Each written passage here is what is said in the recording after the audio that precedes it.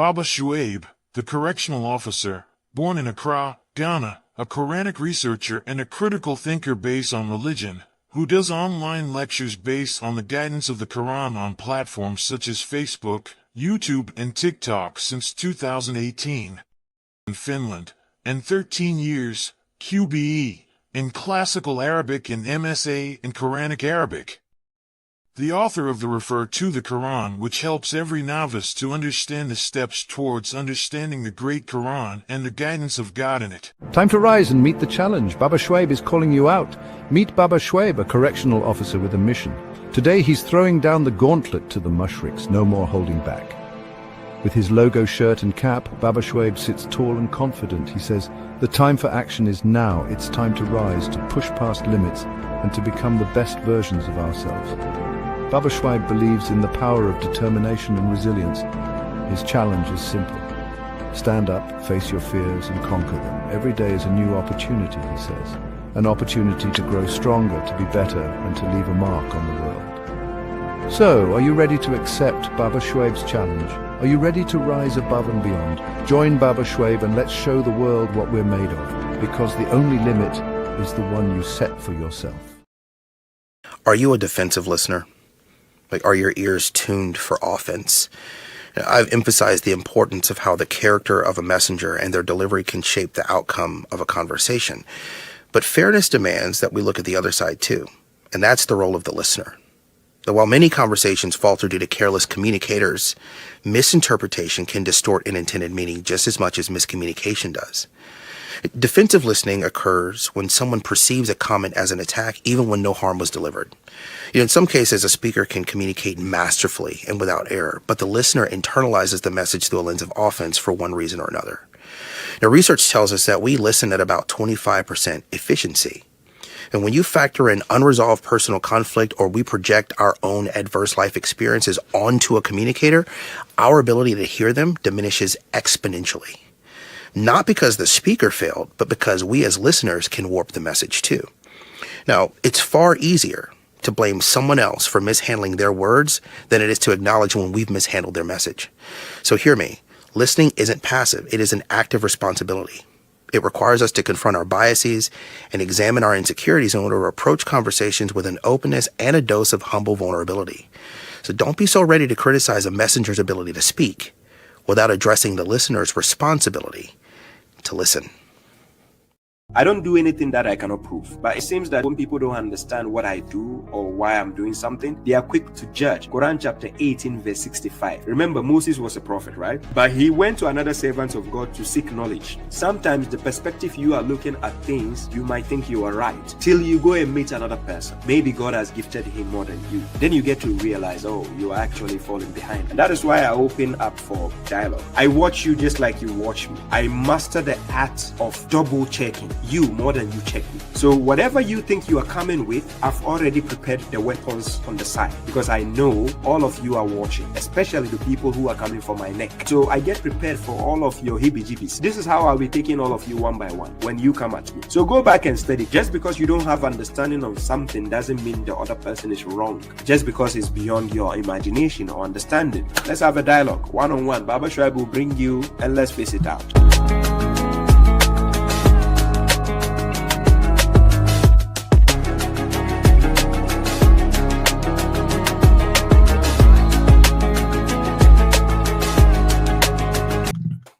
Disley says, do you have any specific video in your mind you will recommend showing Sunnis for them to rethink on their views?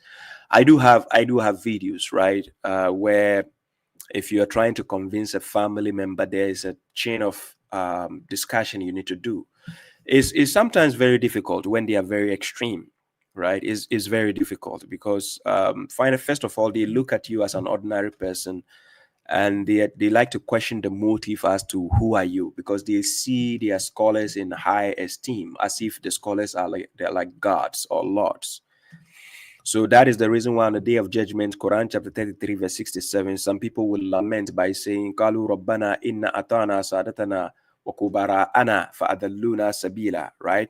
So some people will lament on the day of judgment for obeying their masters and their elders, because those people will mislead you from the way of God. So Sunnis are programmed like that. So that is why Sunnis rely on scholars, dead scholars, right? They will keep telling you Imam Maliki, Hanafi, Shafi'i, Hanbali, or they will tell you the Sahaba said.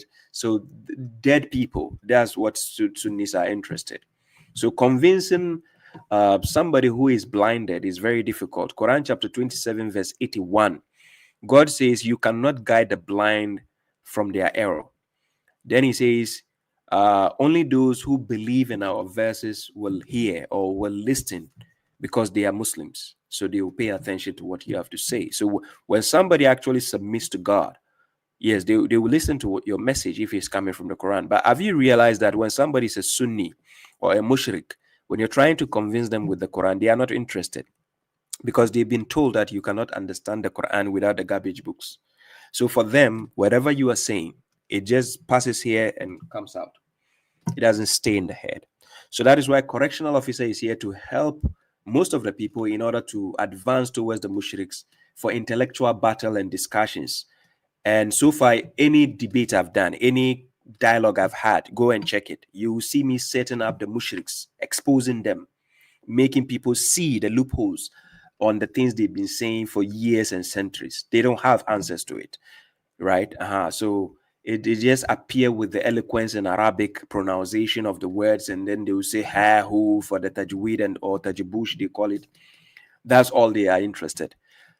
So this is why most of them will say, oh, look at Baba Shah. He doesn't even know how to read the Quran very well. Why are you listening to him? So to them, the foolishness is they think people are interested in how eloquently I can recite or read the Quran. That's not why I'm here.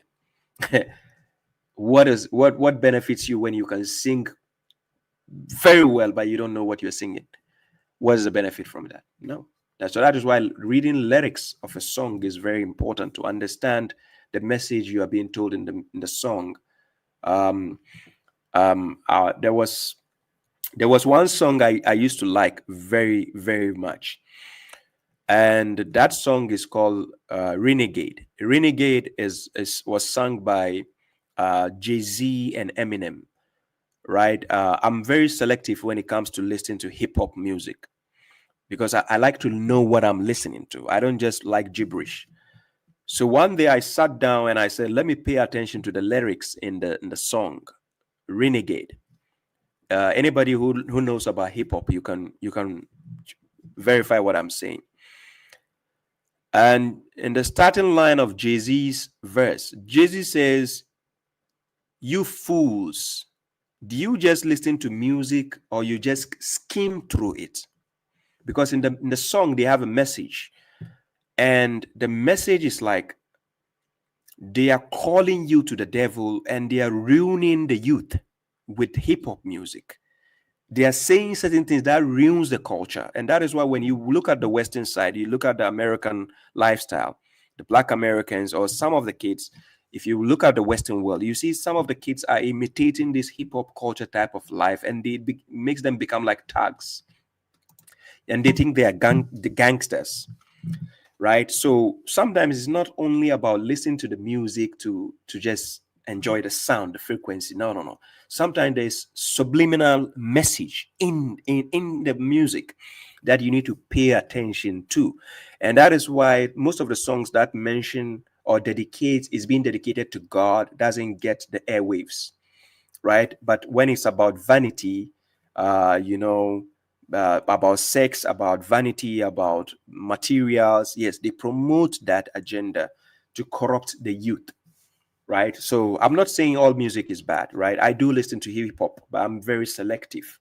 I do listen to the kind of music that has a message. So I listen to reggae, I listen to hip hop, I listen to R&B, but I'm looking for a message in a song, a message that I can fit myself in, that I can resonate with, not just listening, just, yes, I do have songs that I can just listen for fun because I want to entertain my head or my brain, or when I'm cooking, but I will not recommend that you just go listen to any type of song. You should look for music that has a message, right? That can actually uplift your spirit, consciousness, that's the word. Lion Rock says, Shaib, when are you coming to Nima? 441. My next trip to Ghana, I'll be coming to 441, right? Yes. I think my next trip to Ghana, God willing, this time I'll stay a bit longer. Yes. Yes. So anticipate, inshallah.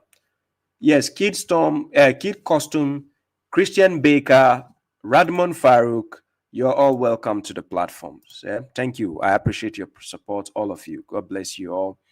God Logic is watching, actually. God Logic, we follow each other on TikTok, right? Yeah, we follow each other, right?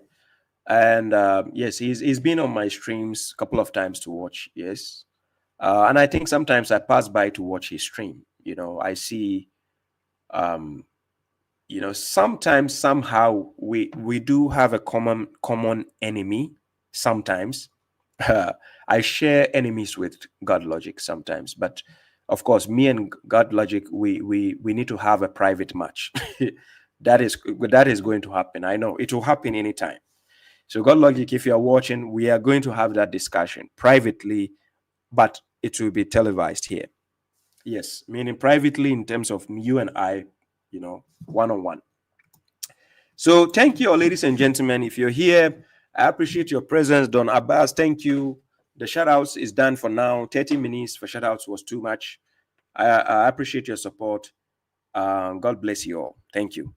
Yes, Kid Custom said, yes, keep your enemies close.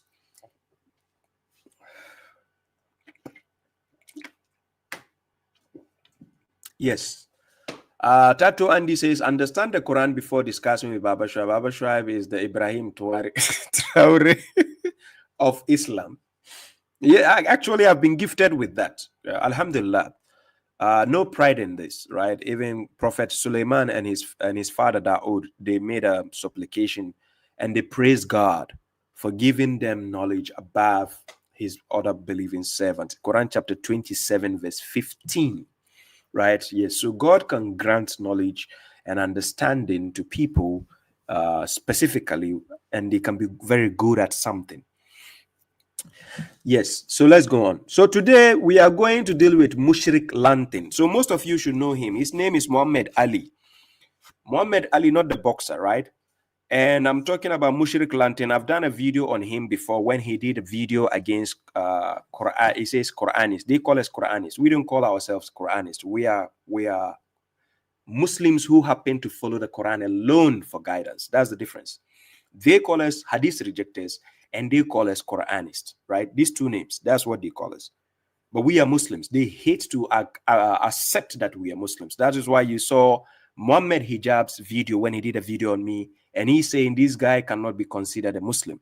He thinks Islam belongs to him. That is the Mushrik, Muhammad Hijab. But anyways, peace to you, MFG. So for all those who are here, I welcome you to Baba Shuaib's platform. Helen Farida, thank you. So let me present to you the Mushrik Lantin and the hypocrisy of Mushrik Lantin. So here we go with a video. And this is actually an interesting video to reflect on, but I want you to pay attention to what happened, right? That's what I said, according to your paradigm. No, it's not according to my paradigm. It's according to the Quran. Right. And the Quran is the book of Muslims. Quran. So yeah, according to the Quran, which is where you get your paradigm from. Sorry, it's not where I get my paradigm from. It's where Muslims get their paradigm from. And you're not getting your paradigm from there. You're getting it from the book that you just called. Therefore, you're not a Muslim, no matter what you say. Right, which is actually, it is actually the Quran, it's the Torah, it's the Injil, it's the coming together of all of them, because all of Allah's revelations are one. Allah didn't tell me about that. To the Prophet. He told me about the Quran. I know, told me about the Quran being the last revelation. Right. Because if it comes from the same God, because there's only one God, that God is not going to tell me you only need this, and then later on bring another book that I also need. But because that would make no sense. He doesn't tell you you only need the Quran. Of course it does. Let me actually present you with why it's impossible with the Quranic narrative that whatever you bring can work. Allah explicitly mentions in the Quran, chapter 33, verse 40, how the Prophet ﷺ is the last prophet and messenger. There's no other prophet and messenger that will come after him. The Prophet himself says that. La nabiyya ba'di, there's no prophet that will come after me. He talks about how there's 30 liars. There will be 30 liars like probably the person you're following after the Prophet, that will come and each of them will say, I'm a messenger of God. So the Prophet told us he's the last one. There's no messengers after him. The Quran tells us that as well. And therefore, there is no room for anyone else to come. Is that it? No, it's not only it. Allah also mentions in the Quran, is it not sufficient for you? Is it not sufficient for them, i.e. for the people or for this believer of Quraysh or for anyone, that we send down upon you the Quran that is being recited to you? Is that not sufficient for you? So that means, of course, it is sufficient. You don't need anything else to make it sufficient. So Allah is saying, why is this not sufficient for you, disbelievers? But in your case, you're also a disbeliever, and it's not sufficient for you. So this verse is talking to you. I'm saying that just from my narrative. It doesn't need to hurt you. I'm probably a disbeliever to you. I'm probably a disbeliever to you because I don't believe in your book and your prophet. Quran also says, فَبِأَيِّ حَدِيثٍ بَعْدَ اللَّهِ وَآيَاتِهِ يُؤْمِنُونَ. With what speech after Allah and His verses would they believe in? Meaning that if you don't believe in this Allah and His verses, what other speech are you going to believe in? Now you're bringing us another speech other than the Quran. Allah says in the Quran in chapter 5, how Allah Azza wa Jal has completed and perfected our religion. He perfected our religion. The word perfect, do you know what the word perfect means? Perfect in language means 100%. 100% means there is impossibility that you can make it more perfect because it's perfect. Perfect, you cannot add to it. You cannot have 101%, 102%, 103%. And perfect, because it is 100%, any change to it makes it deficient. So it becomes no longer 100%. There's nothing else that you can present, or nobody can come and present and tell us that there is more to come when this is the Islamic narrative.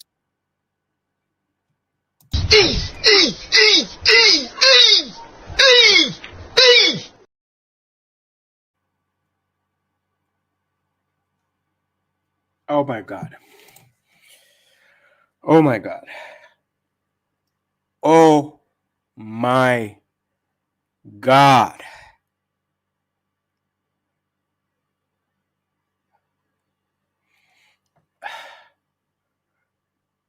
So, Mushrik Lanting, I tagged you in this video. Look at the hypocrisy. Look what you just said. And like I said, the Mushriks, whenever they have to represent the Quran against Christians or atheists, that is the time they are on the top of their game. Have you noticed that? The Mushriks like Adnan Rashid, Muhammad Hijab, the Mushrik Lanting, Jake Brunkutela, you name them, all of them. The moment they are going to represent the Quran against the Christians or against the atheists or against any pagan, that is the time they are on top of their game. Because that is when they are very, very truth, they stay truth to the Quran. So if you read in between the lines what this Mushrik Lantin was doing here, this is what we call 100% hypocrisy. I exposed him in the first video I did on him when he did a video against us Hadith rejectors. I countered him with the video he did with a Christian on the same issue like that. And he represented the Quran very well by saying the Quran is enough. That's what they do. Now he's talking to a Christian again. And one thing about this guy is he's a quick talker. He's a fast-paced talker. So he can just jump on something. By the time you say, hey, wait, he's gone. Yes. By the time you say, hey, excuse me, he's gone. He's a quick talker, right? So let's pay attention. And these are the kind of guys I'm wishing, God willing, I'll get to meet this guy, inshallah. But the funny part about people like this is that I swear to God, God bear me witness, inshallah. When correctional officer gets to meet this kind of people one-on-one, I will expose them. I will expose him. Because these are the kind of people I want to listen to him blab. Blah, blah, blah, blah, blah, blah, blah, blah. I will not be talking. Let him blab. Blah, blah, blah, blah, blah, blah. I say, hey, wait. Wait. And he is going to wait. As would allow anyone working. No problem. So now I'm going over the video. We are going to take him step by step. Right? We are going to take him step by step. I get my glasses ready.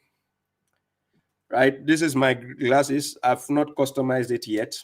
This glasses has not been customized yet. So in case you are looking for correctional officer glass to buy, it's not available yet. But I guarantee you, correctional officer glasses will be available.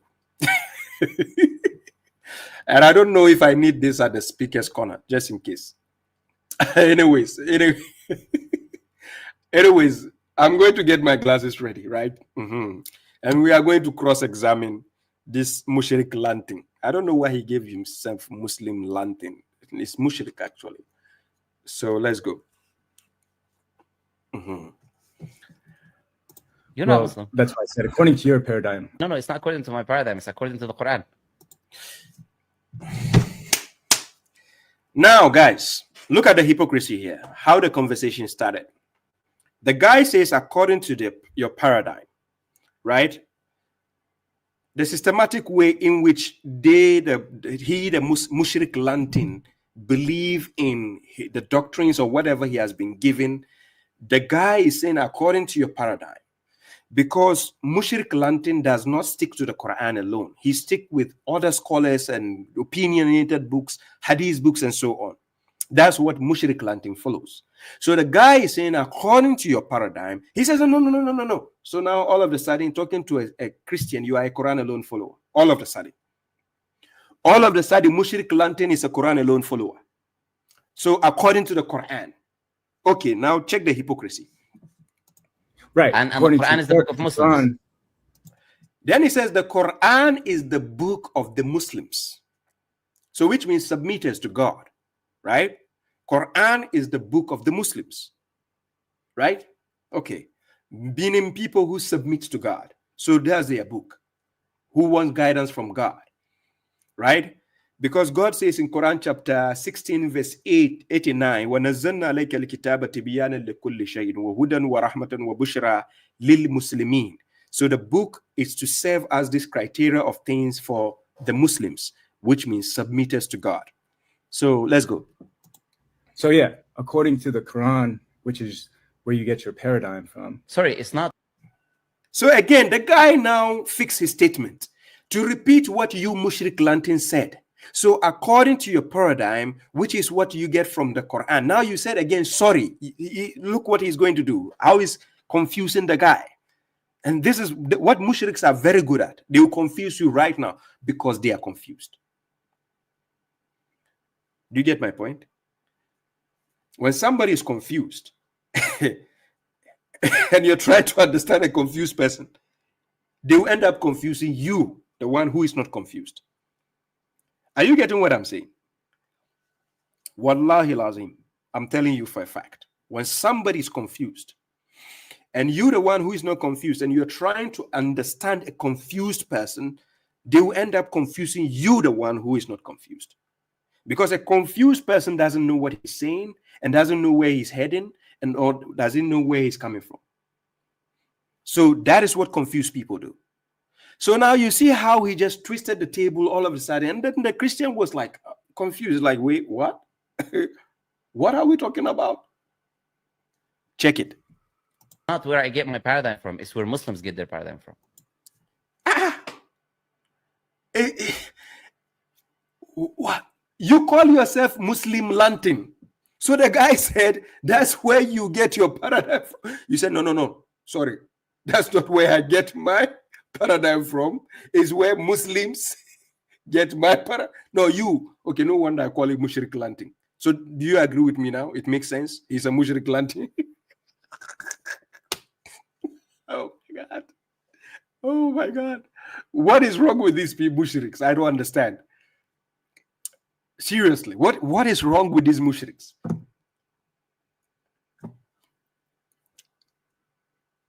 How? The guy just simply repeated, oh my God. This guy is based in UK, for God's sake. He should understand English.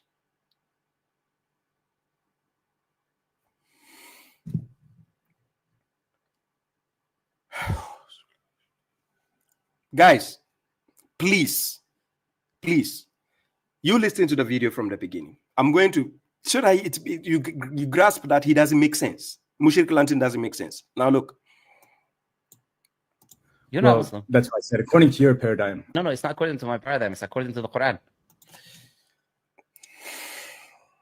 According to your paradigm. He says, no, it's not according to my paradigm. It's according to the Quran. So Quran, right? Okay, no problem. Right. And the according Quran to is the book of Muslims. Quran. And Quran is for the Muslims, right? Okay, no problem. So yeah, according to the Quran, which is where you get your paradigm from. Sorry. Yes, you get your paradigm. And then he says, sorry, he's going to correct the guy. Look. It's not where I get my paradigm from. It's where Muslims get their paradigm from. Oh my God. Is this guy married? What? Oh my God. Hey. Oh my God. Why? Hey. Ah. Oh my God. And the people think these kind of people are making sense, to be honest. Wallahi. Let's go. And you're not getting your paradigm from there. You're getting it from the book that you just called. Therefore, you're not Muslim, no matter what you say. Right, which is actually, it is actually the Quran, it's the Torah, it's the Injil, it's the coming together of all of them, because all of Allah's revelations are one. Allah didn't tell me about that. To the Prophet. So the guy is just trying to simplify the statement he's saying. The Torah, the Gospel, the Quran, all revelations of God are one. Yes, it can be agreed with based on what we find in the Quran. For instance, Quran chapter 9, verse 111. So let's check what God says in that verse. Quran chapter 9, verse 111. I put it on the screen. Let's see this verse, right? Bear with me just a second. So in this verse, I maximize the verse. When you go to Quran chapter 9, verse 111, it says, indeed, God has bought from the believers their souls and their wealth, so that they may have the garden. They fight in the way of God, so they kill and get killed. Such is a true promise from him in the Torah, that is number 1, the Injil, that is number 2, and the Quran, that is number 3. Then it says, and who is more fulfilling of his agreements than God? So rejoice in your transaction to which you have transacted. Then it says, and that is a great achievement. So you can see here, God was drawing a contrast of what you can find in the Torah and the Injil and then the Quran, right? So 3 here, telling you that this is something God agrees with. But as to say that the Christians have the original Torah or they have the original Injil, that is debatable, right? That I don't agree they have the original copy. No. But I'm saying that according to the logic the guy was presenting, there's nothing wrong with what he's saying. Because when the guy says all these 3 are one, it means they are coming from God. That is what he's actually trying to tell Mushrik Lantin. It means they are the message of God. So that is one, right? Okay. So now let's continue with the video. Quran. I know about the Quran being the lesser religion. Right. Because if it comes from the same God, because there's only one God, that God is not Right. going to tell me you only need this, and then later on bring another book that I also. Well, this is the mistake this guy just did in this part. Mushrik Lantin forgot that in Quran chapter 2, verse 2, when you read Quran chapter 2, verse 2, and I put it on the screen, right? Let me put the verse on the screen. Quran chapter 2, verse 2.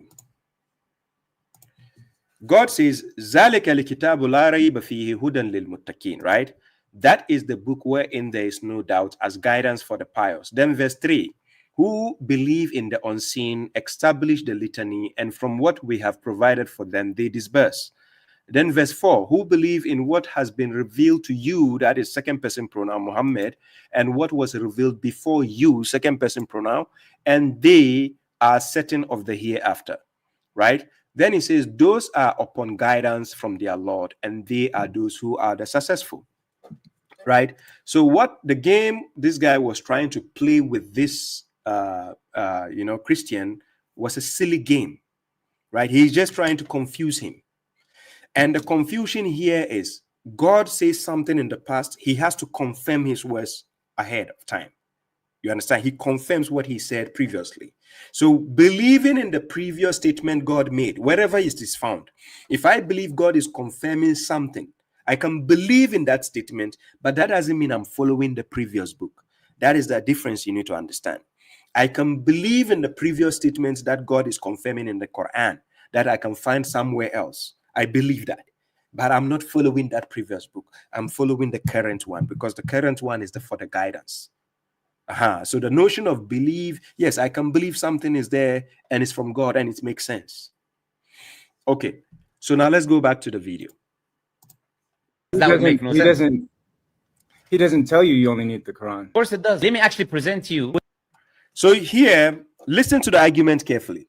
The guy was telling him that the Quran doesn't tell you only need the Quran. Then he says, yes, it does. You only need the Quran. He says, yes, it does. So this is hypocrisy.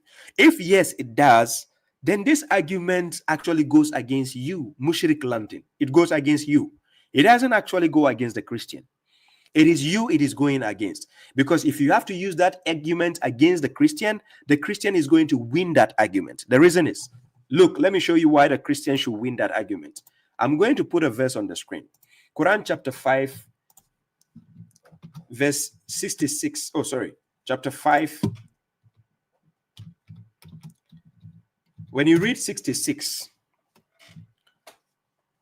this is what God says. This is the verse on the screen. It says, and if only they would establish the Torah, the Injil, and what has been revealed to them from their Lord, they will have consumed from above them and from beneath their legs. Among them are people who are careful, but many of them, what they do is evil.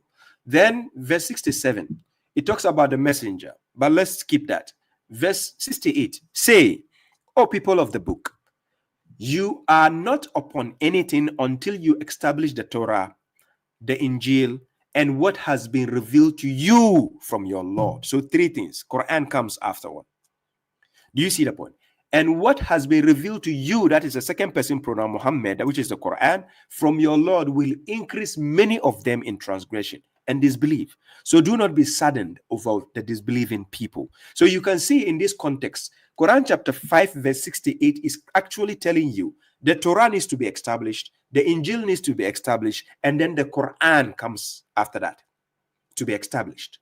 So he's telling the people of the book, you are not upon anything until you establish the Torah, you establish the Injil, and you establish what God has revealed, which is the Quran, because the Quran is here to confirm things from the Torah and the Injil. Are you getting the logic here? Okay. So now, listen to what Mushrik Lantin was telling this guy. It's impossible with the Quranic narrative that whatever you bring can work. Allah explicitly mentions in the Quran, chapter 33, verse 40, how the Prophet ﷺ is the last prophet and messenger. Now, that is a lie. Chapter 33, verse 40, God doesn't say Prophet Muhammad is the last prophet and the last messenger. It never says that. Let's go and check the verse. And this is how they will be lying to people. Straightforward. Because they know people are not learned enough to scrutinize what they are saying, right? So here, when you read Quran chapter 3, verse 78, first of all, this is what God says. And indeed, among them is a group who distorts the book with their tongues to make, right, with their tongues to make you consider it from the book, while it is not from the book. And they say it is from God, while it is not from God.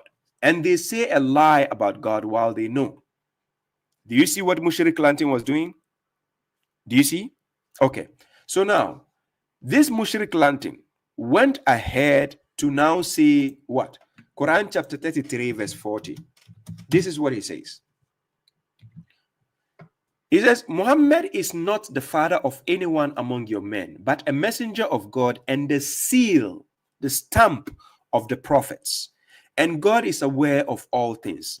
Where in this verse does it say that Muhammad is the last messenger? Where?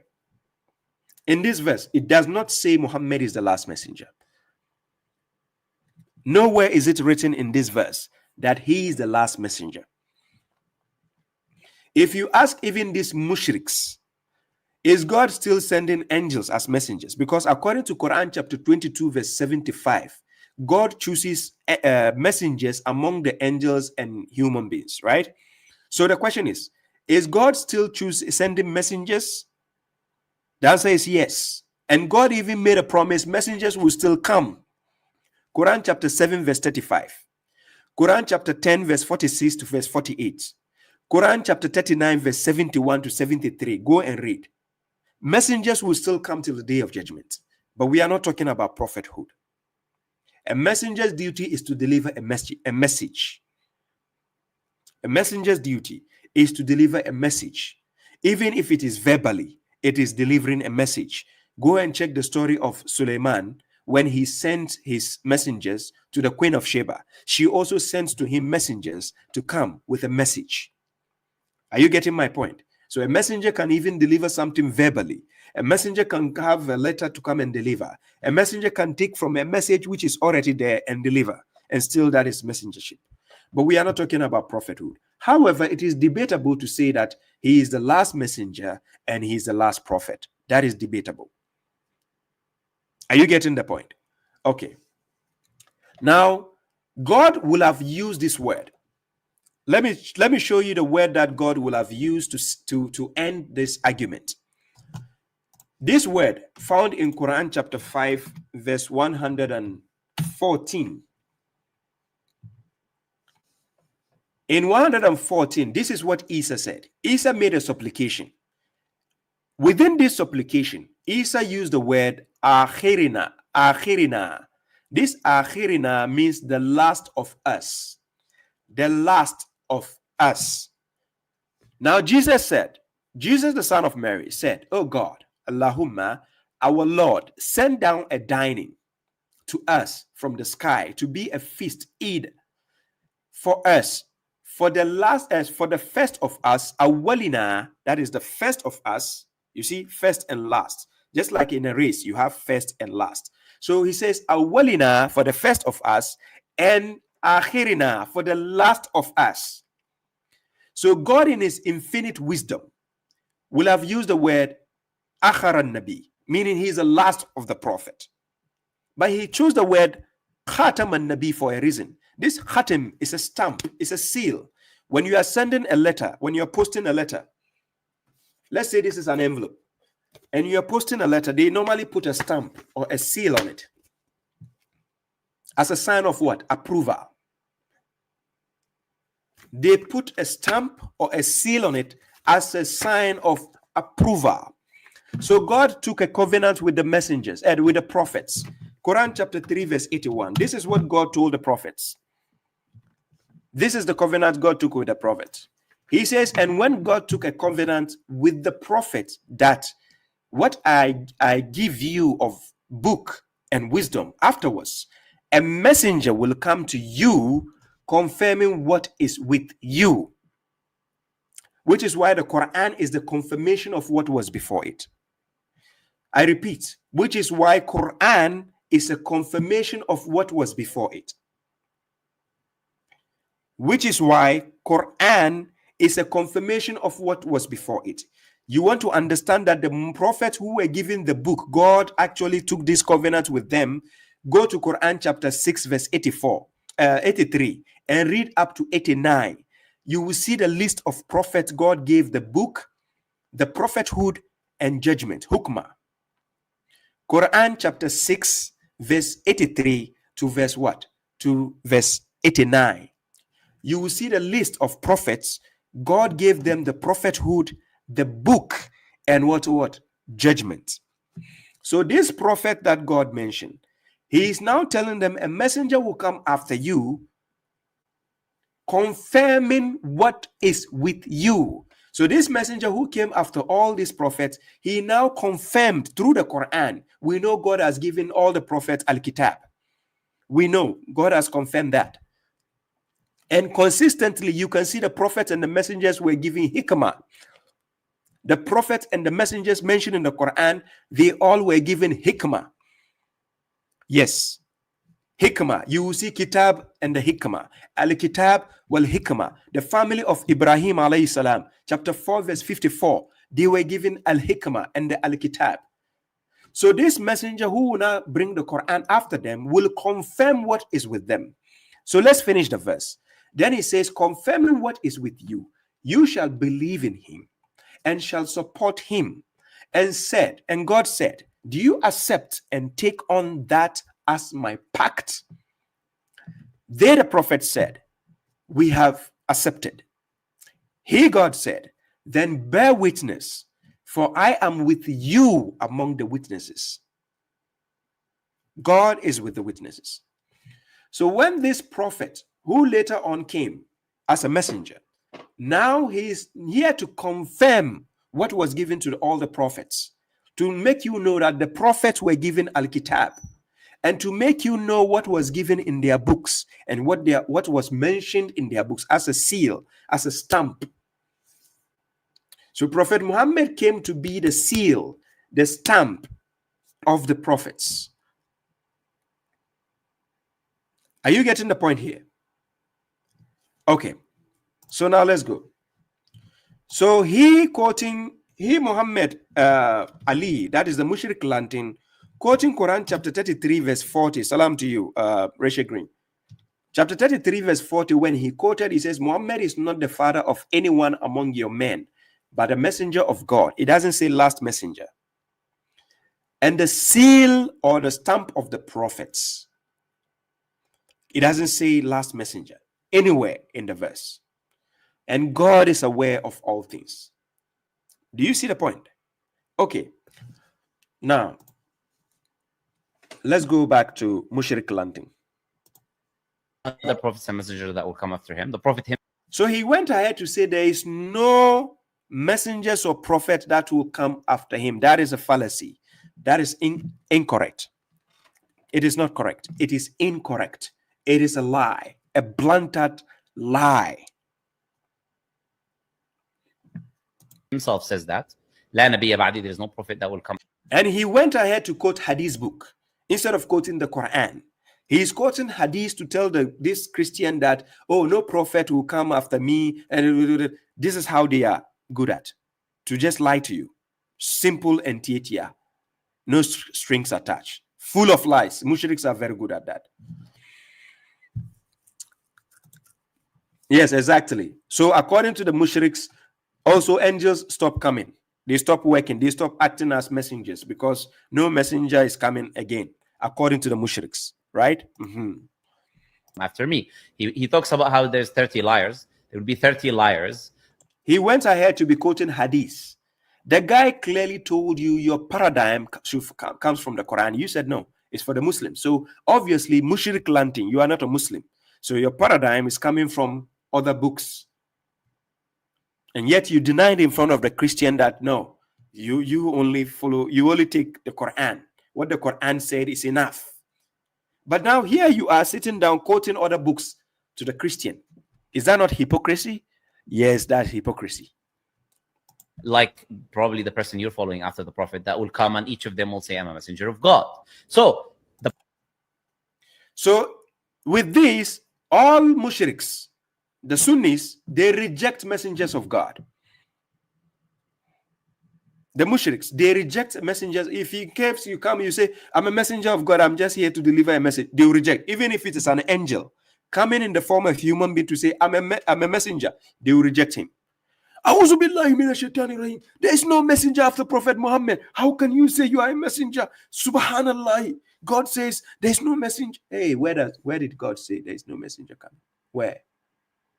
Hello, where does God say in the Quran there's no other messenger coming again? Where does it say? It does not necessitate that the new messenger is bringing a new book. The Quran is already there as a guidance for mankind. The messenger coming is only coming to narrate the verses of God. Let me show you the evidence. The evidence is found in Quran chapter 7 verse 35. For anybody who doesn't know about this, let me put the verse on the screen. Chapter 7 verse 35. This is what the verse says. So this is the promise God made. O children of Adam. This promise is found in the book of God. Salam Isa Shamu. You understand? This verse I'm quoting is found in the book of God, the Quran. Peace to you, think. So, O children of Adam, If messengers, God used the word imma, it's a condition there. You see the condition. And that condition comes as a promise. So if, or this imma, you can use the word whenever. But if messengers among you come to you narrating my verses, which means the verses are already there, it is only going to be narrated to you. Are you getting the point here? The verses are already there. It is only going to be narrated to you. So God is making the promise here. If messengers among you come to you narrating my verses to you, then whoever becomes pious and reforms, meaning you fix your ways, you amend your ways, there will be no fear upon them, nor will they grieve. This is simple statement here. God is saying, but Mushriks will reject it. Because the same Mushriks reject that Prophet Muhammad told us to follow the Millata Ibrahima. Quran chapter 3 verse 95. Sadaqallahu fattabi'u millata Ibrahima hanifa wa ma kana minal mushrikeen. They will not agree with you. Even though Prophet Muhammad clearly said, follow the creed of Ibrahim, Millata Ibrahima. They will not accept that. So again, chapter 7 verse 35, clearly telling you messengers will come.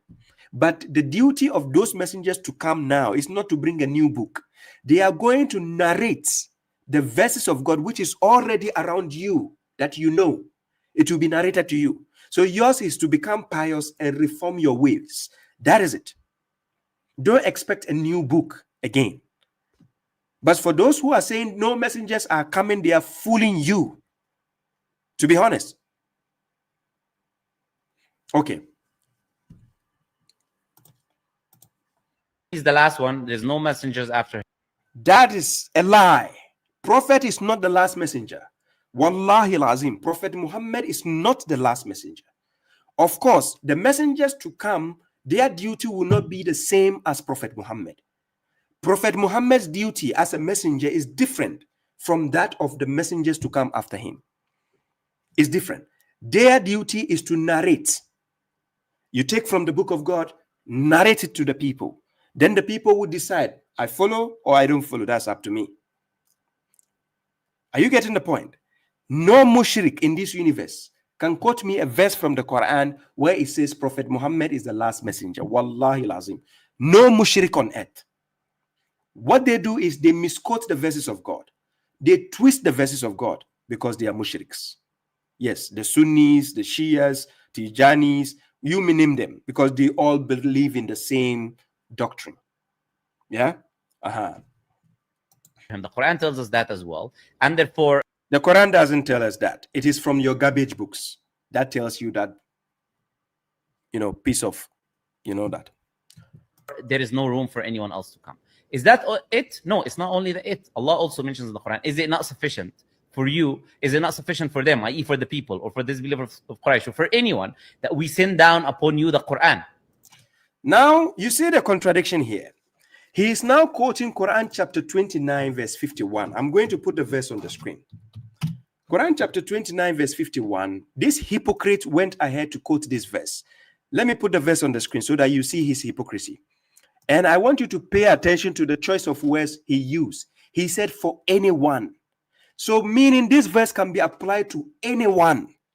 But these mushriks, again, if Baba Shuaib is talking to them and I quote this verse, these people will say, no, it doesn't apply to us. It is talking to the Christians. It is talking to some people. So here is the verse. Surah Al-Ankabut. أَوَلَمْ يَكْفِهِمْ أَنَّا أَنزَلْنَا عَلَيْكَ الْكِتَابَ يُتْلَى عَلَيْهِمْ إِنَّ فِي ذَلِكَ لَرَحْمَةً وَذِكْرَى لِقَوْمِ يُؤْمِنُونَ. It says, or is it not sufficient for them that we have revealed the Al-Kitab to you, Muhammad, alayhi salam? Then he says, being recited to them. Then God says, indeed, there is mercy. Listen, there is mercy and remembrance in that for people who believe. This mushrik lanting, You heard what he says? This message is for anyone. I repeat. Recited to you, is that not sufficient for you? That is being recited down upon you the Quran, i.e. for the people, or for this believer of Quraysh, or for anyone, that we send down upon you the Quran that is being recited to you. Is that not sufficient for you? So that means, of course, it is sufficient. You don't need anything.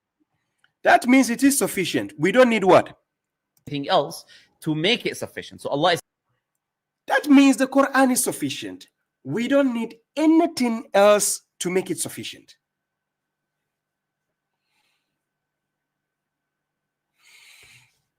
I don't understand. I just don't understand these guys. Allah. Hey, Allah, Mushrik. Yeah.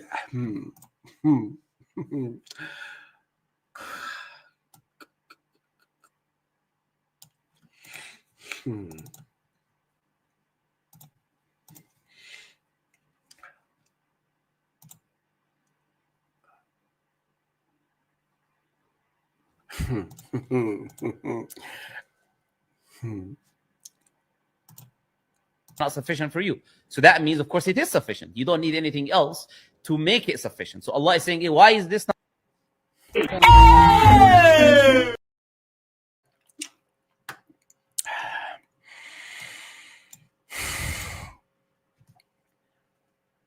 The Quran is sufficient. You don't need anything else to make it sufficient. Did you hear what he said? Did you hear what he said? The Quran is sufficient. You don't need anything else to make it sufficient. Hey, Allah, these mushriks, they don't listen to themselves. Wallahi, they don't listen to themselves. Let's go ahead. Not sufficient for you, disbelievers. But in your case, you're also a disbeliever, and it's not sufficient for you. So this verse is talking to you. You see how he twists the narrative to make the verse be speaking to the guy instead of speaking to him, the mushrik also, because he opposed garbage books after the Quran. Yes, this mushrik lantin, he opposed garbage books after the Quran.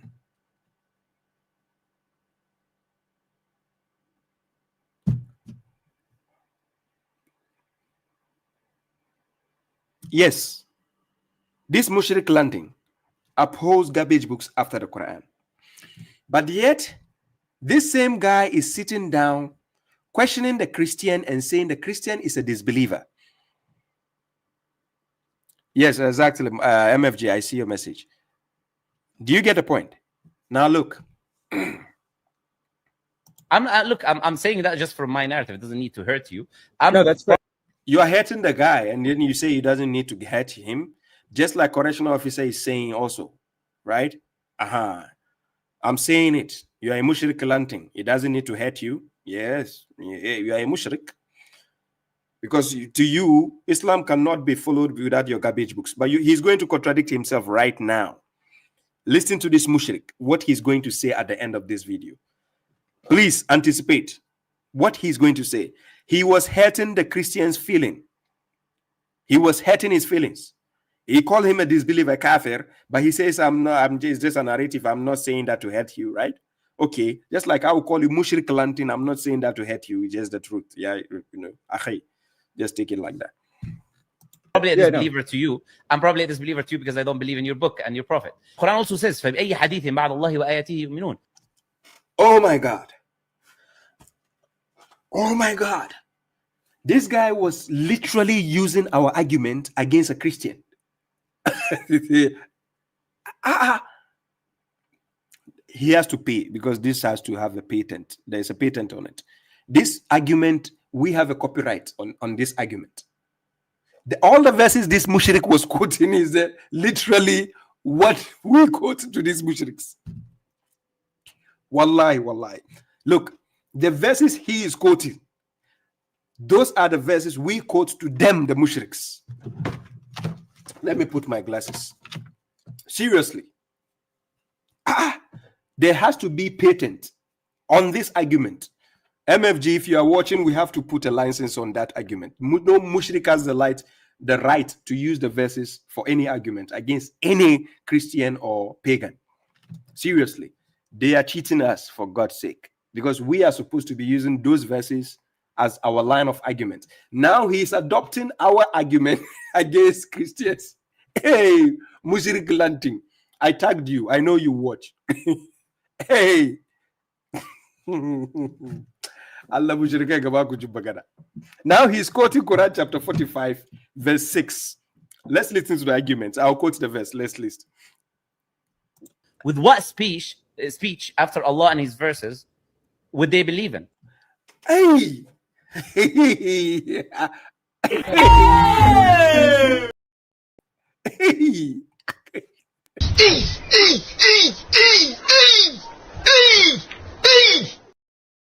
Ha! This guy is a professional mushrik. Wallahi, wallahi. Mushrik Lanting is professional. He quoted chapter 45, verse 6. Let's go in. And I'm going to give you the full context of those verses. Wallahi, because the mushriks will try to evade those verses when you quote against them. So I'm going to give you the full context of those verses. Check. I take you to Quran chapter 45, verse 6, and I'm going to read up to verse 8. Check the context. So this is what God says. Look at the full context. So God says, Tilka ayatullahi natuluha alayka bilhaq. Then he says, فَبِأَيِّ حَدِيثِ بَعْدَ اللَّهِ وَآيَاتِهِ يُؤْمِنُونَ. These are the verses of God which we recite to you. That is second person pronoun to Muhammad. In truth. So in which hadith, discourse, after Allah, God, and his verses, ayatihi, will they believe? Yuminun. He used the same verse against a Christian. So now let's go next. Verse 7. Wailun likulli afakin athim. So God says, woe to every sinful liar. Just like the mushriks. They are very sinful and they are liars. Yes, thank you, the creed of Abraham. Then verse 8. Then God says, Yasma'u ayatillahi tutla alayhi thumma yusirru mustakbiran. Then he says, Ka'an lam yasmaha fabashirhu bi azabin alim. Then God says, who hears or who listens or who hears the verses of God, just like we recite the verses of God to the mushriks, the verses of God being recited to him, then insists arrogantly as if he had not heard them, therefore announce to him of a painful punishment. This goes to the mushriks, especially Mushrik Lantin. He is quoting this verse out of hypocrisy towards the Christian, and he is using it as his line of argument when he borrowed it. If you don't believe in this Allah and His verses, what other speech are you going to believe in? Now you're bringing us another speech. So meaning, if you don't believe in God and his verses, which other speech are you going to believe? Now he's telling the Christians, you are bringing us another speech. Hypothetically, let's agree. The Christian is bringing New Testament. That is another speech. Old Testament, that is another speech. Because God never revealed a book called Old Testament. God never revealed a book called New Testament. God never revealed a book you call Bible. Yes, that I agree with you. God never revealed that. So God only made a reference of Torah, Injila, Zabura, Quran, and so on. But he never made a reference of a book called Old Testament, New Testament, Bible, nowhere. These are books people wrote, and they put some verses from God inside, but they mix the truth with falsehood. And then they call it the book of God. I can debate any Christian one-on-one on this. Okay, so now, this is the argument. So he says, after God and his verses, why will the Christian bring him a book? Just like they are also bringing garbage books, hadith books, Sahih Bukhari, Sahih Muslim, Jamia Tirmidhi, Abi Dawud, Sunan, An-Nasai, and so on. They bring such books to after the Quran to tell you, if you don't follow these garbage books, you are not a Muslim. So look at the line of argument he's presenting. Other than the Quran. Allah says in the Quran in chapter 5, how Allah Azza wa Jal has completed and perfected our religion. Chapter 5, verse 3. How God has completed and perfected our religion. So he's admitting to be a Muslim, right? Not a Mushrik here, not a Sunni. Our religion. Let's go and check the verse. Quran chapter 5, verse 3. Put it on the screen. Chapter 5, verse 3. Then we go in the middle part of the verse to see the evidence there, where God says what? Here, Al-yawma akmaltu lakum dinakum wa atmamtu alaykum nimati wa raditu lakum al-islam dina. So here, God says in the verse, he says here, today, I have perfected your religion. The word akmaltu can mean perfect, can mean complete. When something is completed, it's perfection. When something is perfected, it means it's completed. So both the word akmaltu can mean complete and can mean perfected. There's nothing wrong when you say that. You get my point. Let's say this bottle is in the factory being processed. The moment they say the bottle is completed, it means it's perfect. It's ready to be used. So the word akmaltu can represent perfected and can be represented with what? Completed. There's nothing wrong. But in this verse, God used the same choice of words, different words that can be interchangeable. So he says, today I have perfected your religion for you, and I have completed. The word atmamtu, tamam, can also mean complete, and you can also use the word perfect for it. There's nothing wrong. When something is tamam, finished, concluded, it's perfect, right? So atmamtu alaykum nimati. So the blessing of God, God has already also what? Completed it upon us. Then he says, and have approved waraditu lakumul Islam dina. He has approved Islam as a what? Religion for you. For people who are telling you that Islam is not a religion, it means they don't believe in God. Because you have to believe in God. The moment you have to do with faith in anything denomination you belong, and you have to deal with the faith of a supernatural being who created you. You have not seen him before. That is considered religion, whether you like it or not. You tell me you don't like the word religion. That's up to you. Wallahi, the moment you have faith in a supernatural being who created you and gave you destiny, and you never met him before, and you put your faith in him, that is religion, because you believe in him. So stop the nonsense and saying religion is just this. It's not a religion. It's a system. It's a way of life. Islam is not a religion. It is a deen. What foolishness is this? The word deen is an Arabic word. So stop fooling people. So then he says, but whoever is compelled during hunger without being, then it goes on. But you see the context of the verses being mentioned. The religion is complete, right? Now, remember, when something is completed, it doesn't need addition. When something is perfected, it doesn't need correction or extra curriculum or something to be added. Are you with me? Thank you. So if you are with me, let's go and expose the hypocrisy of this. Perfected our religion. The word perfect. Do you know what the word perfect means? Perfect in language means 100%. 100% means there is impossibility that you can make it more perfect because it's. Thank you, Mushrik Lanting. So which means you agree with us when we say Islam is complete at the time of the Prophet and it's in the Quran, and we don't need to go outside the Quran for any garbage book. Mushrik Lanting, you agree, right? And this is you here. You agree. Wallahi lazim, the day I catch you one-on-one and you tell me, no, Islam cannot be understood without the garbage books. Wallahi. You will see. This is the correctional officer. I'll play this video back to you. And I'll make sure that day you talk slowly. You see, when you are talking like Ferrari and Lamborghini, no, correctional officer would not allow you to be talking like Lamborghini or Ferrari. You'll be talking like Fiat. How Fiat? Is it Fiat?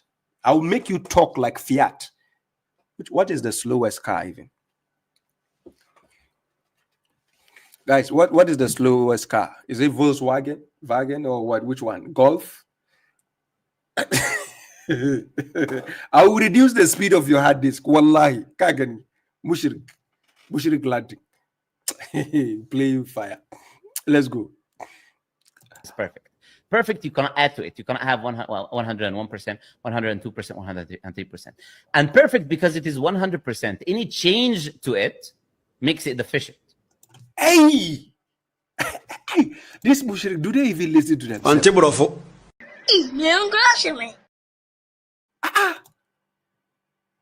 It's like they don't listen to themselves. So even if there's a change, a slight something, it's not perfect. Allah Mushrik gadi. Akrobeto, I didn't play you today. Where I Akrobeto, come here. Where are you? God have mercy upon us.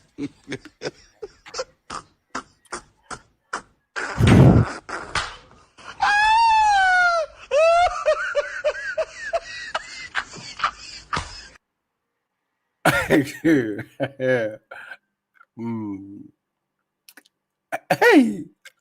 okay, let's continue. So it becomes no longer 100%. There's nothing else that you can present, or nobody can come and present and tell us that there is more to come when this is the Islamic narrative. You know, You see how he presented the Islamic narrative, which means nothing else to say there is more to come. Which means when the moment we say Quran is enough, argument ends. Right? Right? Mushrik Lantin. The moment we say Hasbuna Kitabullah, just like Umar said in one of your hadith books, Sahih al-Bukhari 5669, Umar says, Wa indakum al-Quran Hasbuna Kitabullah. The book of God is sufficient. So meaning you mushriks actually know the book of God is sufficient. But because you are arrogant, rebellious, mushriks, you say no.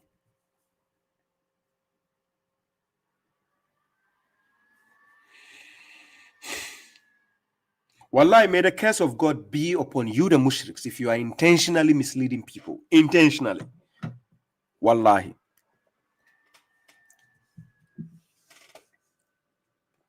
So, guys, you've seen it for yourself. This is what the mushriks do. This is what they are up to.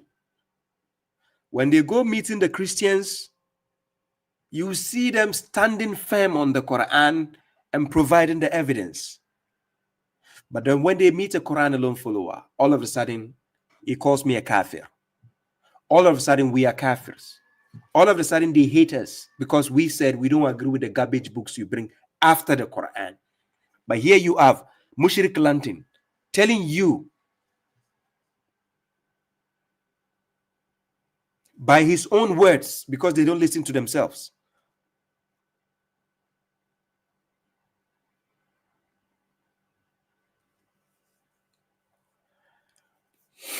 Guys, I'm going to open the phone lines. If any mushrik is watching, please tell the mushriks to call. This is my phone line on the screen. You're welcome with your calls. Yes, mostly I will appreciate it if people can base the questions on the topic of discussion of today. But other than that, after that, I might give room for other questions to follow. So if you have any question pertaining to the topic today, you're welcome. If not, then yes, I don't want the topic to be drifted that much. I'll be going to TikTok after this. If you have a question pertaining to the topic of today, please, you're welcome. The number is below on the screen. +358 466 803144.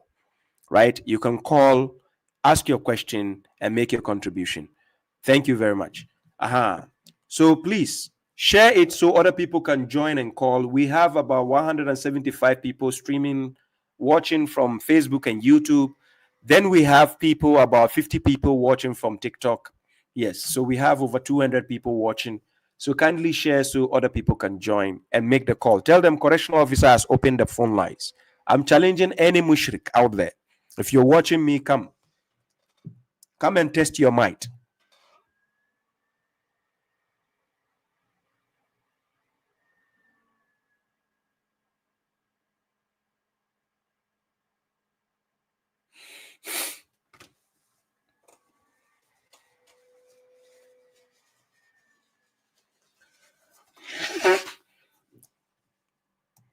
Aha. So for those who didn't see my previous video on the Mushrik lantern, I did a video on him, right?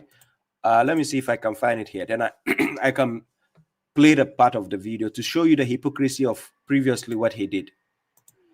He's a hypocrite for a long time coming. He has been a hypocrite for a long time. But this is the time I need to expose him bigger so that people will see his hypocrisy. The guy is a big time hypocrite.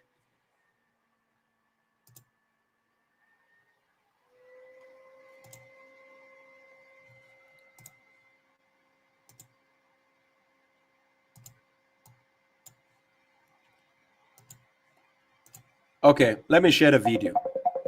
Somebody's calling.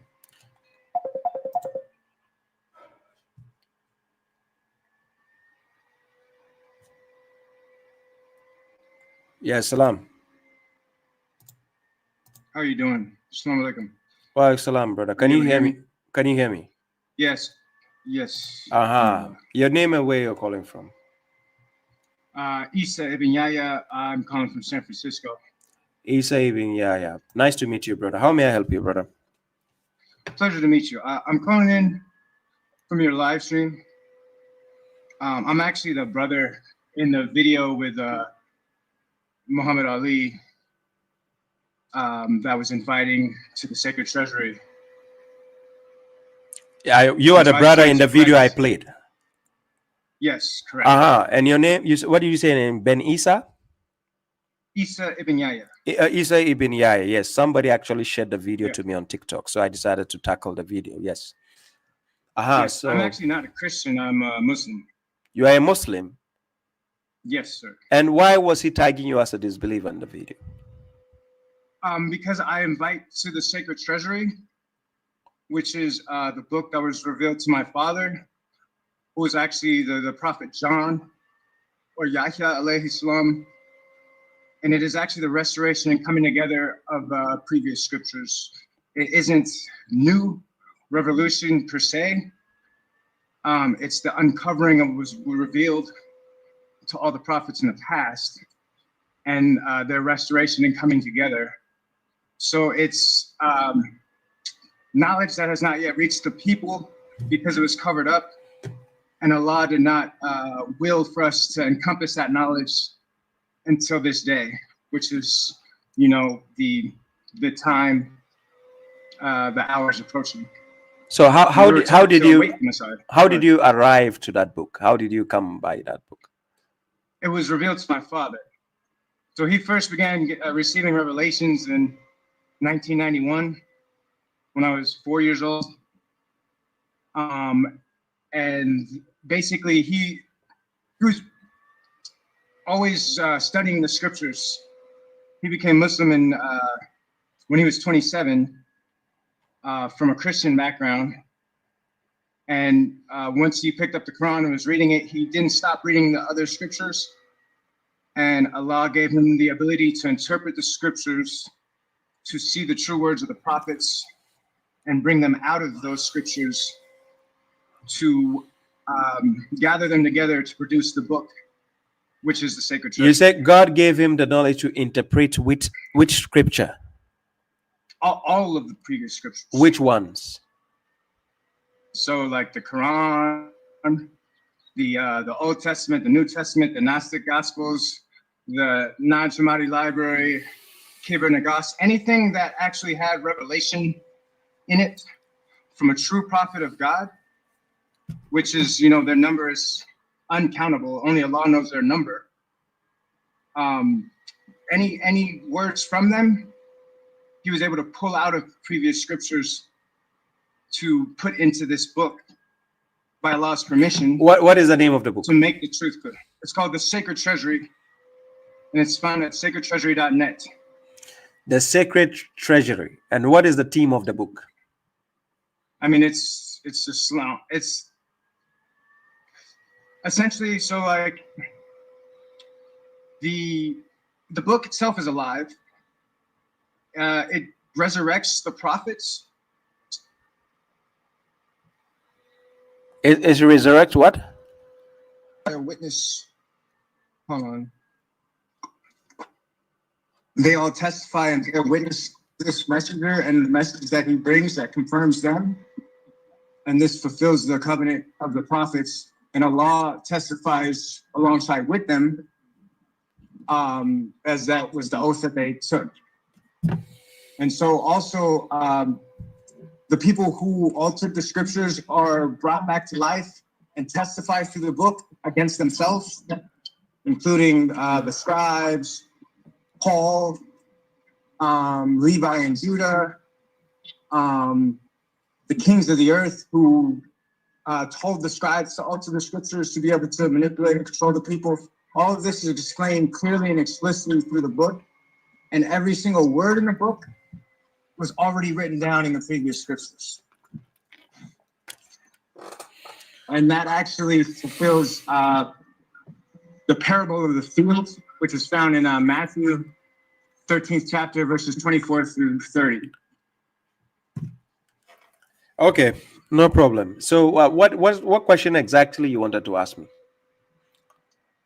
I was going to ask if you've read the book, and No. I was inviting you to read it. No. In which language was it originally written? English. It's in its original language. It's in its original format.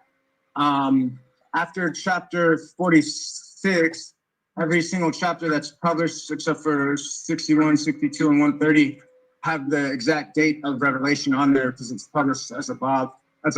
So it's like timestamp. Okay, no problem. You can send me a copy. But this on this number, you can Inshallah. send me a PDF. Let me check.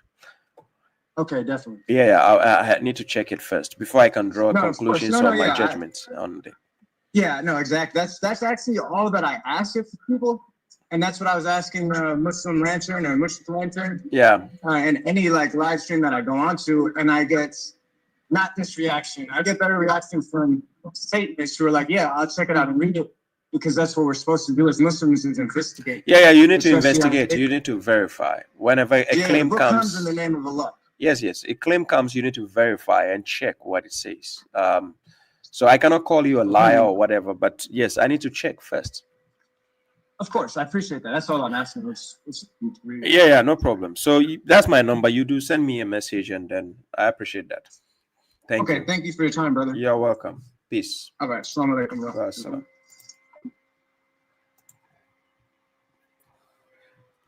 Yeah, so let's see what I'm missing here. I was about to show Mushrik Lantern's video, right? Timothy John, right? Salam to you. You're welcome. I was about to. You said the new fake prophet.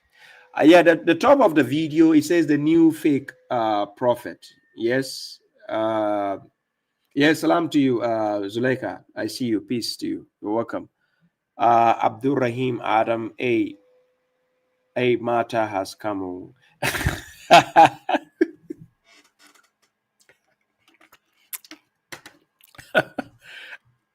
Hey, Abdul Rahim, which Mata?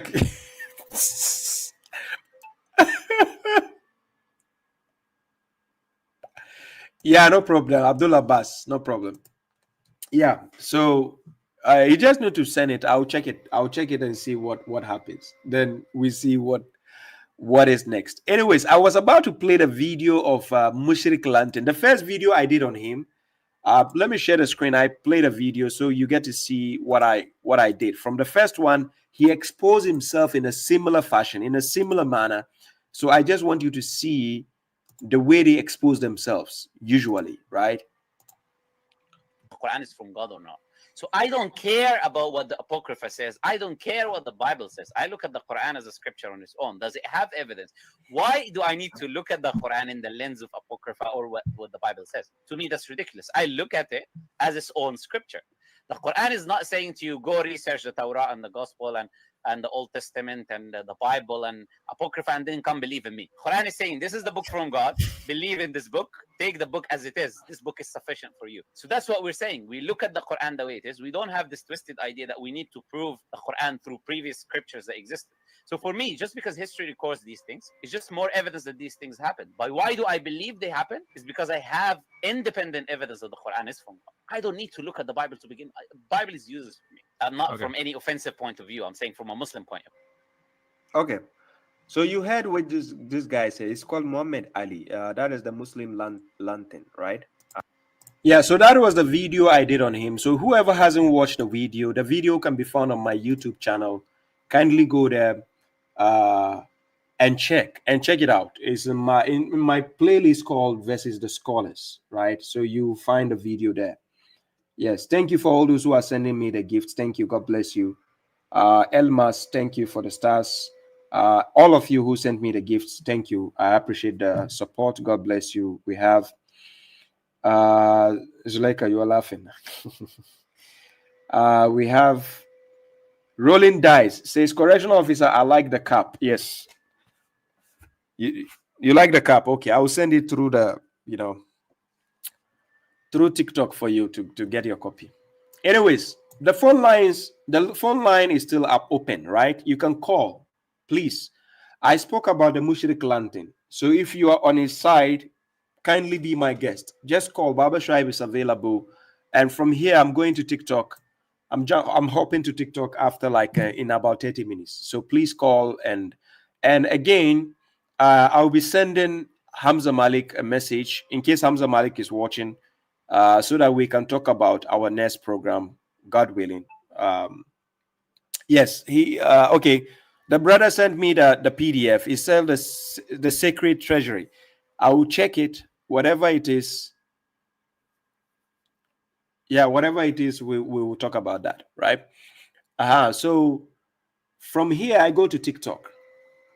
So kindly call before I go, because when you wait to the last minute, it's not now I need to devote my time to So remember, when I came from work, I didn't eat much. I just ate something little. So I don't want to eat in order to be slow.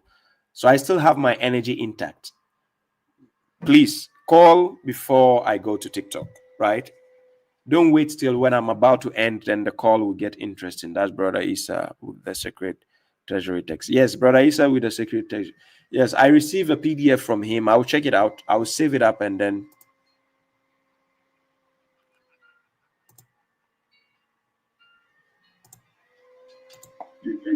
Yes,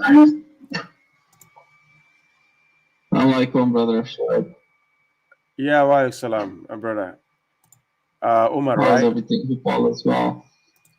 Yeah, alhamdulillah, all is good. How about your side? Yeah, everything is going good with me by the grace of God and the glory of God. So, chugging away. So I had 2 questions. The first one is there any concept in the Quran itself that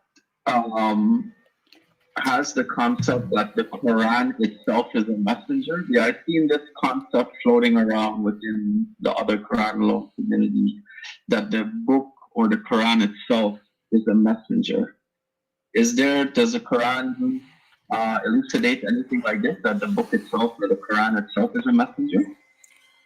I think it's a misunderstanding, because the Quran is a delivered message by an entity. The Quran did not deliver itself. Are you getting my point? It was delivered. It didn't deliver itself. So when you read Quran chapter 5 verse 6, this is what God says. I put it on the screen. Quran chapter 5 verse 6. Let me put the verse. Sorry, Quran chapter 5 verse 67, not verse 6. It says, "O you messenger, convey what has been revealed to you from your Lord. And if you do not, then you have not conveyed his message." Right? Then he says, God will safeguard you from, God will protect you from the people. Indeed, God does not guide the disbelieving people, right? So the Quran was actually delivered. The Quran didn't deliver itself to be a messenger like that. It's a message. Right. It's a message. But I get the gist of where people are misunderstanding the concept of messengership, where the misunderstanding is coming. So this is the misunderstanding here. I'm going to read Quran chapter 65 verse 10, and I'm going to read up to verse 11. then you see where people are getting it twisted, right? Now remember, this verses I'm going to read was delivered by a messenger, a human messenger. Right. And God said in Quran, exactly, propagator, thank you. God said in Quran chapter 22, verse 75, God chooses messengers among the angels and the people. Right? Right. Yeah. He never said he chooses messengers among books, or the book is not considered the messenger. The reason why some people are saying the book is the messenger is because the messenger has delivered the book already. Right. So if we have to address the messenger, we find the messenger in the book. Are you getting my point? Yeah. So now let me read these verses. It says, God has prepared a severe punishment for them, so beware of God. All those of intelligence who have believed, God has sent down a remembrance to you. So when it says God has sent down a remembrance to you, then automatically it goes ahead to say a messenger reciting to you the verses of God. It doesn't say the book is the messenger. Right. It's telling you God has sent a messenger to you. So out of the messenger, you have a messenger reciting verses of God to you. It is not the Quran itself reciting. Then we have audiobook. No, for sure. Then it will be an audiobook, and then he's talking to us. So a messenger has to deliver to us. So you can see, when you read my translation, you see I put a footnote. 98 verse 2. Now this footnote, when you click on it, it will take you to the next page, and this is what it says. A messenger from God reciting purified pages, verse 3, wherein are valuable writings. So God was talking about an entity. It is not talking about the book being the messenger. So when we go back to chapter 65, verse 11, then it says, a messenger reciting to you the verses of God clearly in order to bring those who believe and do good deeds out of darknesses into the light. Then he says, and whoever believes in God and acts righteous, he will admit him into gardens beneath which rivers flow eternally therein forever. God has already perfected the sustenance for him. Chapter 5, verse 15 says something similar. A messenger has been sent to you. Chapter 5, yes, chapter 5, verse 15, which is addressing to the people of the book, where he says, "O people of the book." Then he says, our messenger has come to you to clarify to you much of what you have concealed of the book, while overlooking much. There has come to you from God a light and a clear book, by which, so the word be is a masculine pronoun addressing a singular thing. People will say, oh, a light and a book were mentioned. How come God is now saying singular here? The reason is a light is found in the book. Are you getting the point? The light is found in the book. So that light you find in the book, God says, by which God guides those who follow his approval to the ways of peace and brings them out of darknesses into the light. Then he says, by his permission, and guides them to a straight path. So this is the simplicity of the message. Nowhere in the Quran does it say directly that the Quran itself is the messenger. Then what is the duty of Muhammad then? Yes, that's right. Yeah. But so that verse you did earlier in the video, where it says, I took a covenant with all the prophets, and then after a messenger was come, I've seen that they use that verse to say that, well, Muhammad was a prophet, so that covenant is already with Muhammad and the rest of the prophets. So the messenger that it says after will come, a messenger that says that that's the Quran.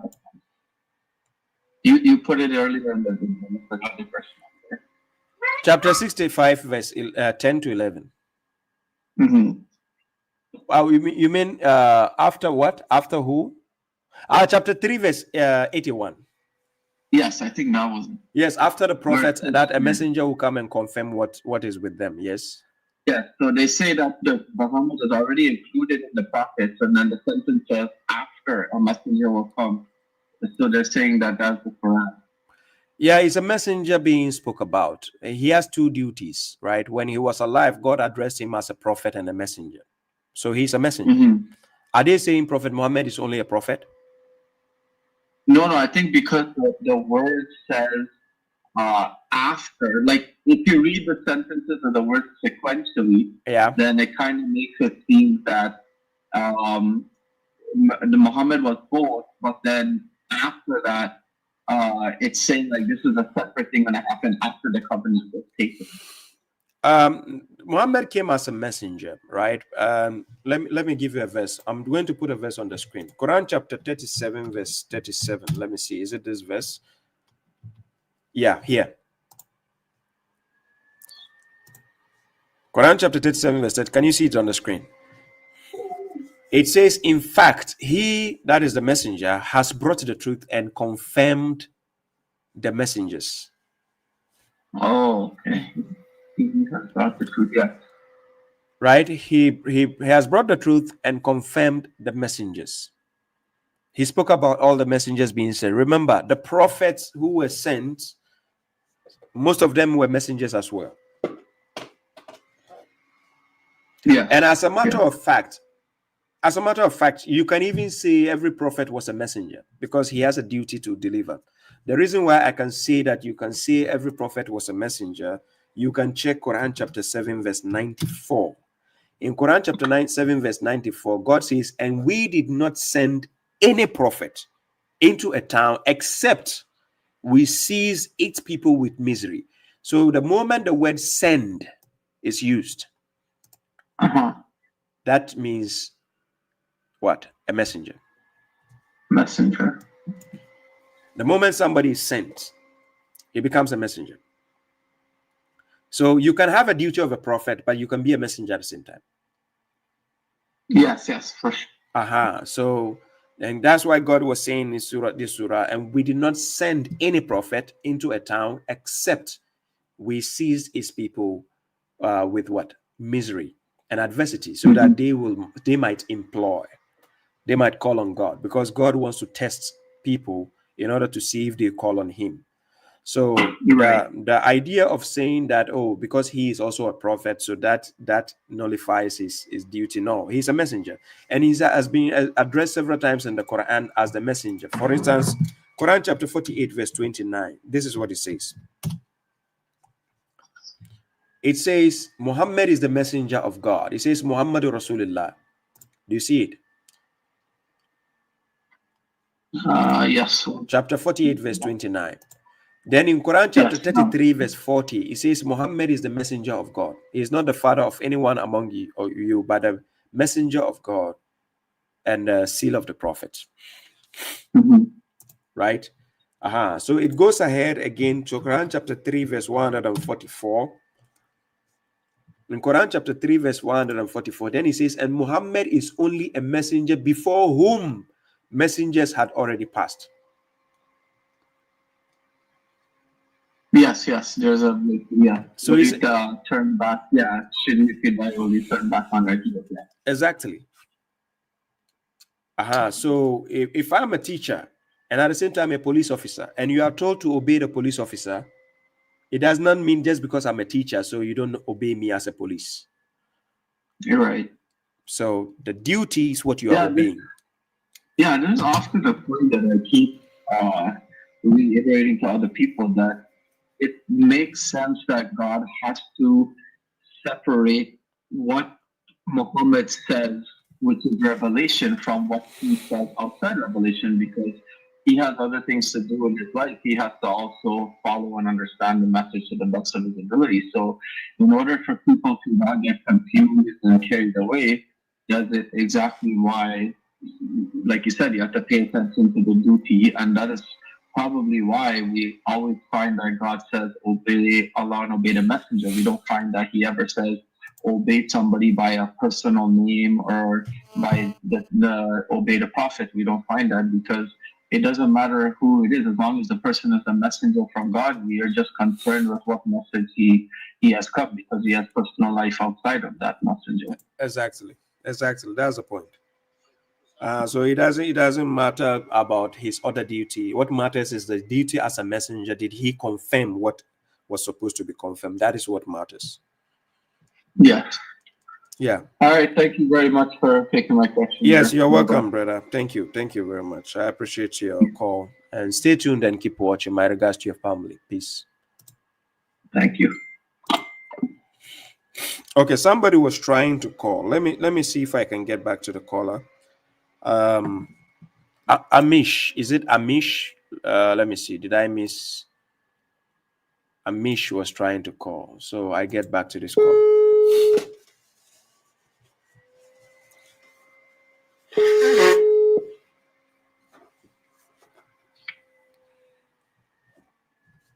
Good morning.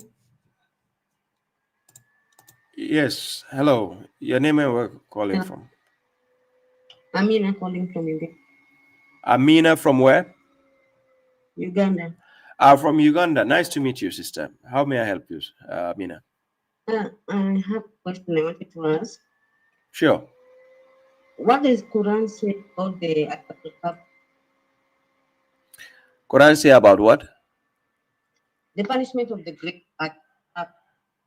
The punishment of the grave? Yeah. There is no punishment in the grave. I just wanted to. The punishment is actually on the day of judgment, not in the grave. I wanted to confirm. So anybody who tells you there's a punishment in the grave concerning being slapped or punished or whatever, tell them to give you a verse where it says you are being punished in the grave. Yeah, I know. So it is a sectarian point of view. It's coming from the sectarians. It's not a concept you find in the Quran. Quran tells you you'll be raised up on the day of judgment, and that is when a person will be judged, either punished or, taken to paradise. So, Actually, I was confused. Before, during Ramadan, I saw Brother Muhammad from God. Yeah. But before him, I was also confused about Barzakh. You hear that your nafs does not go there, only the body that goes. Then you hear about there's the punishment of the grave. Now I want myself about how am I going to be punished in the grave if the nafs does not go to the grave? So it is just the soul that goes behind the barzakh is a partition. It is what separates the soul from the earth. So when this barzakh is put behind the person, as said in Quran chapter 23, verse 99. Wait. Yes. Quran chapter 23, verse 99. Right? So, and verse 99 to 100, it talks about people who have the partition behind them. They cannot interfere in the world. So they will keep telling God, send me back so that I can go and fix my ways. And God says they will never send them back. No, Brother Shai, what I was saying is that. Hello? I'm listening. When you listen to the sheikhs talking about the barzakh life, they say that actually it is only the body that goes to the grave. Are you going to listen to the sheikhs or are you going to listen to God? No, now this confusion was there. I wanted to confirm from you guys. Now, after listening to Brother Muhammad, I now understand that there's doubts in the hadiths. I don't know if you're getting me. I got your point. Hadith has a lot of doubts, not only one doubt or two doubts, a lot, big, like the ocean.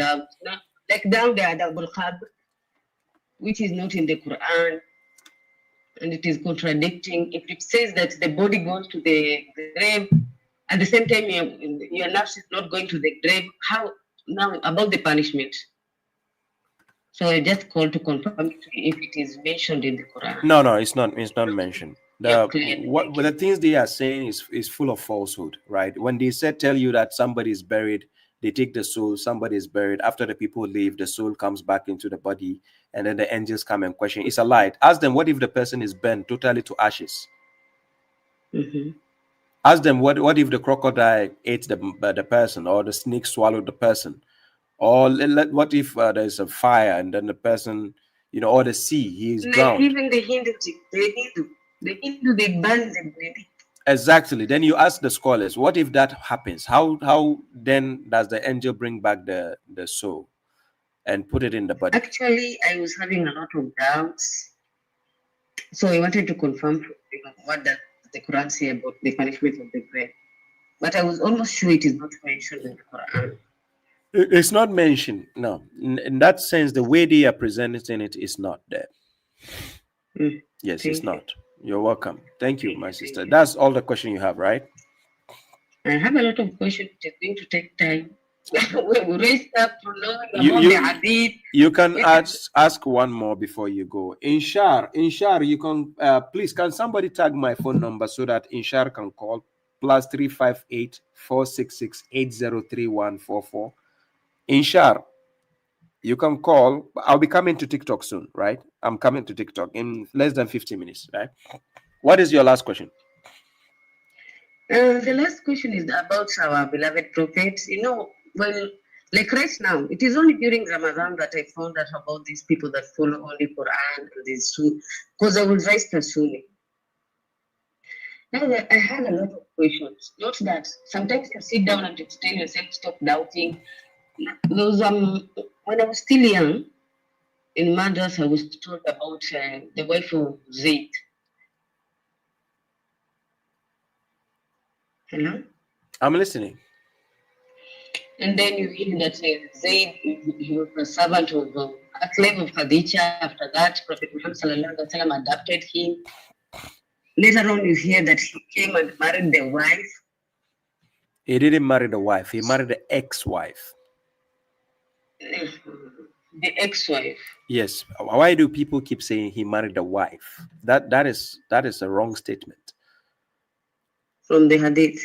Yes, it's a wrong statement when you say he married the wife. He married the ex-wife of his adopted but son. According to the hadith, they say that he had to divorce her, because now you see, if you follow hadith, there's a lot of questions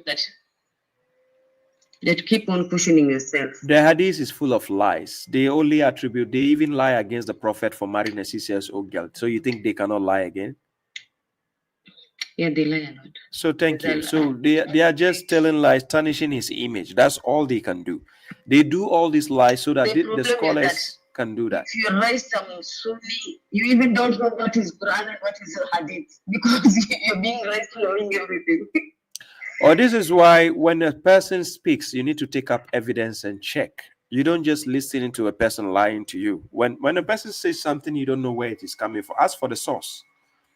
Then you go and check it for yourself.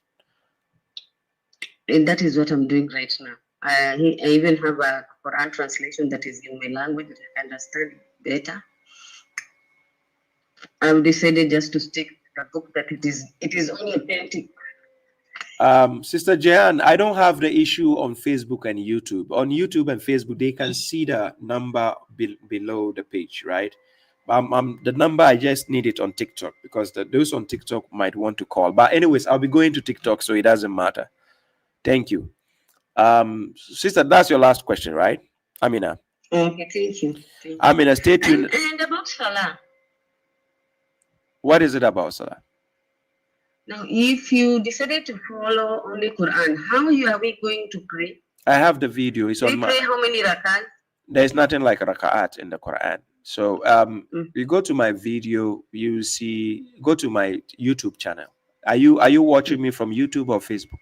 I'm watching. I've just put your number from YouTube. Okay. So when you go to YouTube, you go to my playlist. There's something we call Salat series. You see the Salat there. You go to the playlist, look for Salat series. You find it there. Thank you. Thank you. Yeah. Jazakallah khair. You're welcome, my sister. How will I say? Webale, right? Webale. Webale, no. Webale. Thank you. Peace. Peace. Yes. Okay. So, guys, I think I need to bring this to an end, right? I think if I don't bring it to an end, my energy is going down. I need to rebuild the energy for TikTok before I go. So thank you, ladies and gentlemen. This is the program for today's program concerning the Mushrik Lantin and his hypocrisy, right? I don't want it to be too long. I might trim the video from the greetings part because the greetings took a lot of time. So you kindly watch it later so that you get a chance to understand what is being spoken about.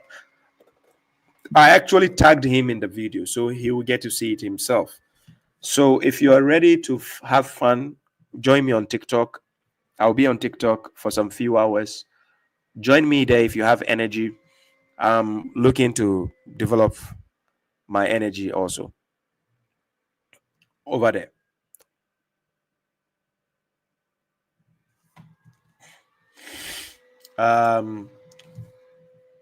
Jamshed says, I have a Quran alone sister in Canada who have nobody in life. And she is very depressed and in a suicidal state of mind. Why is that? If she's a Quran alone follower, why would she be suicidal? And that is why, for the first time, at this instance, we have an online community where she can, mingle with people, talk to people. Then we can get to meet in real life. If you say she's thinking about suicidal thoughts, how is that, something to even think about if you're a believer in God and you follow the Quran? So unless if you're telling me she's now willing to follow the Quran, there's something she needs to understand. There's nothing is permanent in this life, right? One thing this people should actually understand: nothing is permanent in this life. Everything has an end, so you just need to endure. 38:21.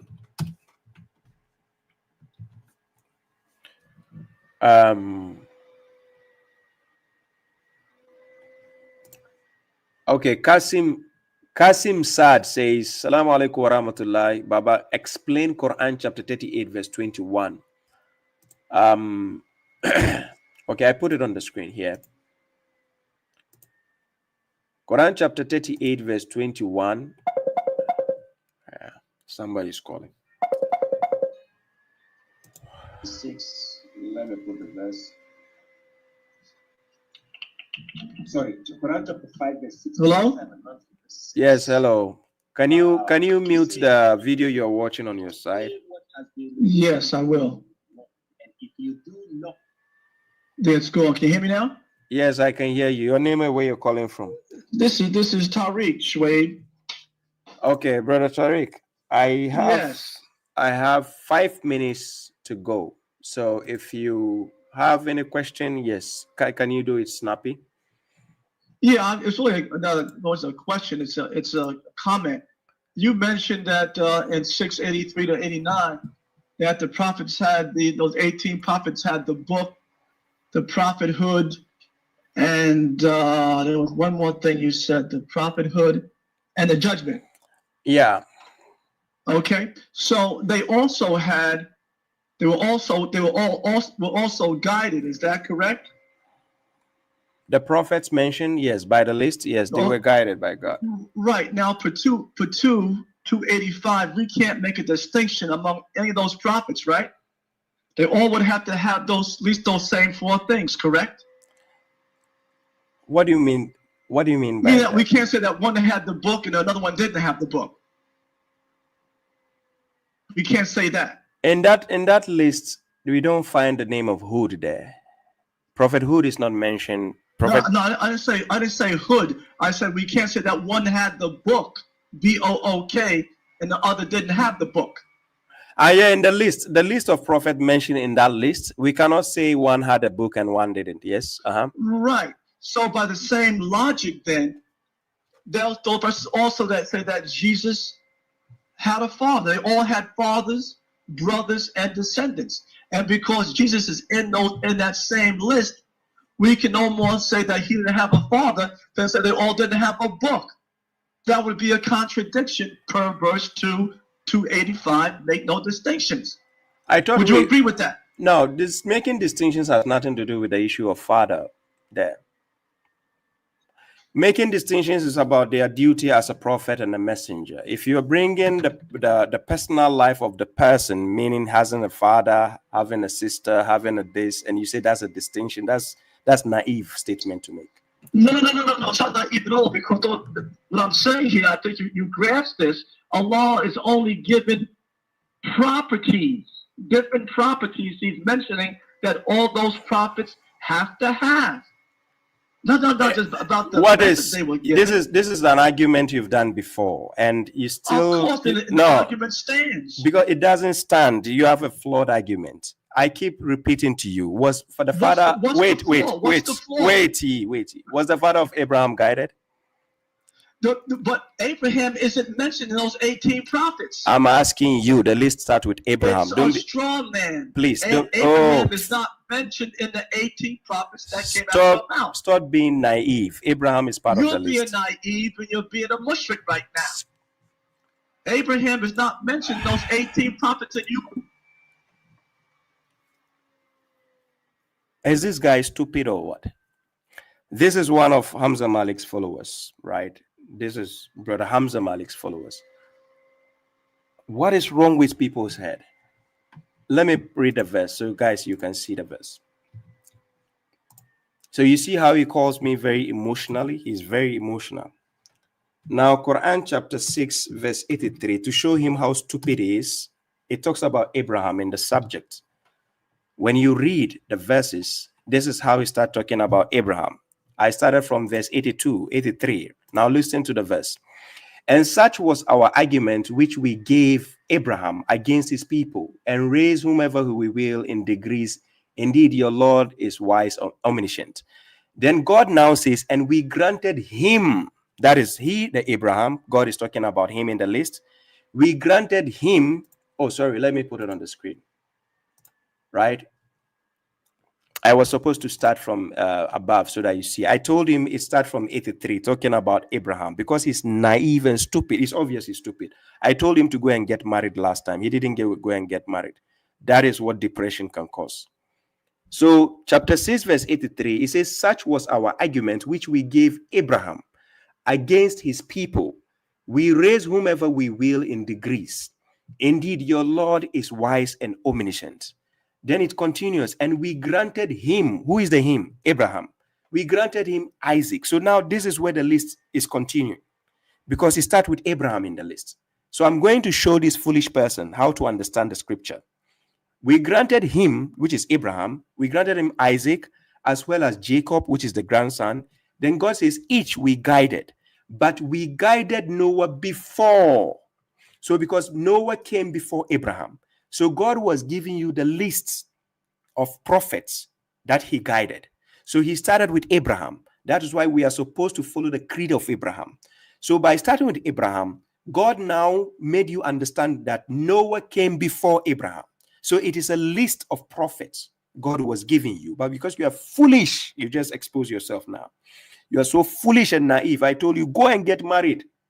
Go and get married. Depression can kill you.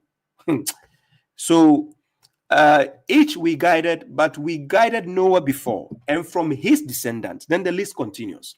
Then it talks about David, Solomon, Job, Joseph, Moses, Aaron, and thus did we reward the benevolent. That's the list. Then it continues. Also Zechariah, John, Jesus, and Elijah, and all were among the prophets. So what I'm telling you is, even the subject of my discussion in the verse is talking about guidance, that they were guided. That was the notion there. It is not about distinction. This one has a father. This one doesn't have a mother. This one has a sister. This one doesn't have a brother. No, about that. You understand? But when you have foolish people like this, this is how they end up making an argument. So then it continues. Also Ishmael, Isaiah, Jonah, and Lot, each we favored. So it's telling you the list of the prophets is concerning the favor God did for them as prophets. It has nothing to do with somebody having a father, a mother, a sister, a brother, an aunt, a cousin. So I was telling you, the verse you are trying to talk based on your argument concerning the fathers. In the Quran, the word father doesn't always literally mean biological father. You'll be the biggest fool when you are reading the Quran, always when you see the word father and you think it's biological father. The word aba'a or aba'i does not always biologically mean your direct father. You will be the biggest fool, I repeat. The biggest fool when you see the word father, always you think it's talking about your direct father. Abraham is called our father, but does it mean his direct father? Go to Quran chapter 22, verse 78. The word Abba, it means your father. Is Abraham my direct father? No. But hypothetically, you need to understand how the Quran works. You see the point? So now when God says also among their fathers does not mean direct father. So this foolish person, when they refuse to learn, they go and misquote the verses, and when they are corrected, they become emotional. Look how emotional he just sounded on the phone. What a waste of sperm. Anyways, ladies and gentlemen, I'm tired of dealing with foolish people like this. Let me deal with wise people. Anyways, Kasim, chapter 38, verse 21 that you asked for. Let's talk about that verse. That verse talks about here. Share this tab. Yeah. This is the verse on screen. It says 38 verse 21. Precious is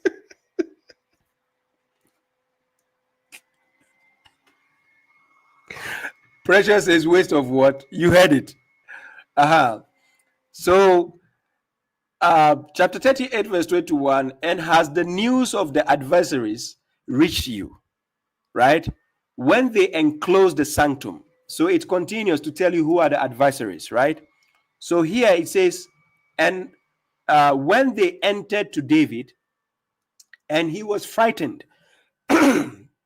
by them, they said, do not fear, we are two adversaries encroaching on each other. So judge between us with the truth, and do not transgress, but guide us to the straight path.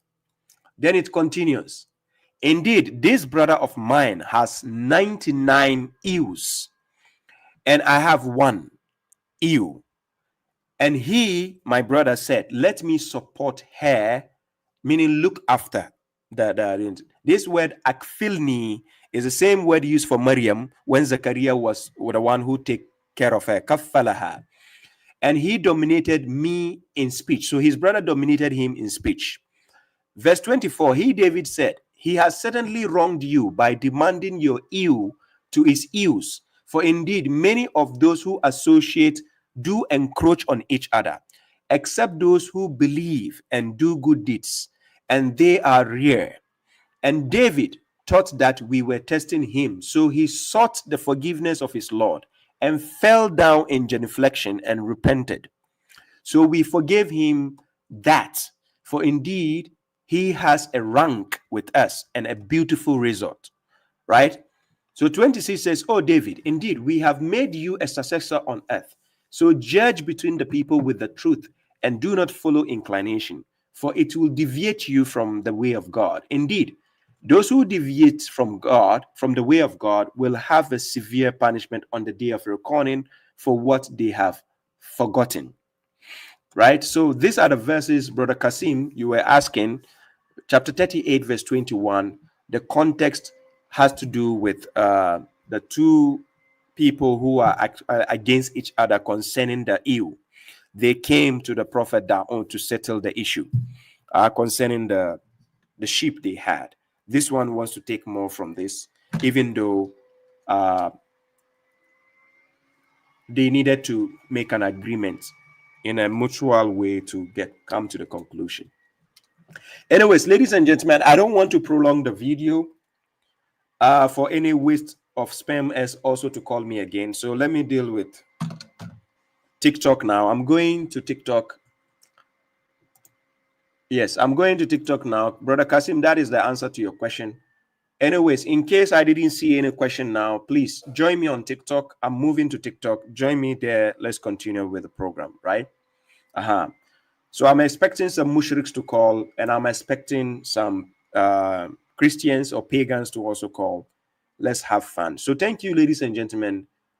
This is Baba Shrive, the correctional officer. Till we meet again next week, God willing. Right? So let me see here. Wait.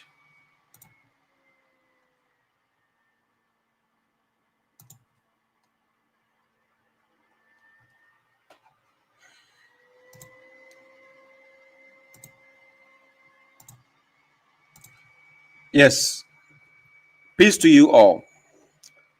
We meet again next week. By the way, I added in between, I've been doing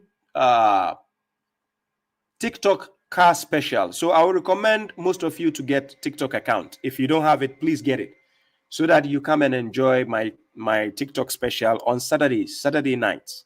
I normally go on TikTok to just pass time. Tazan says, Baba Shoaib, could you explain Salatul Wusta? I have a video on my YouTube. Go to my YouTube. It is the middle Salat. Go to my YouTube. Check the Salat series. I have a video on it already. Please, I don't want to take more time to explain to you now. If you can come to TikTok, I will have the time to explain. Thank you all, ladies and gentlemen. This is where I have to bring the topic to an end till we meet again next. Yes, till we meet again on Saturday if you have TikTok. If not, then next week, God willing. Peace out. Always give them a reason to remember your name. The correctional officer.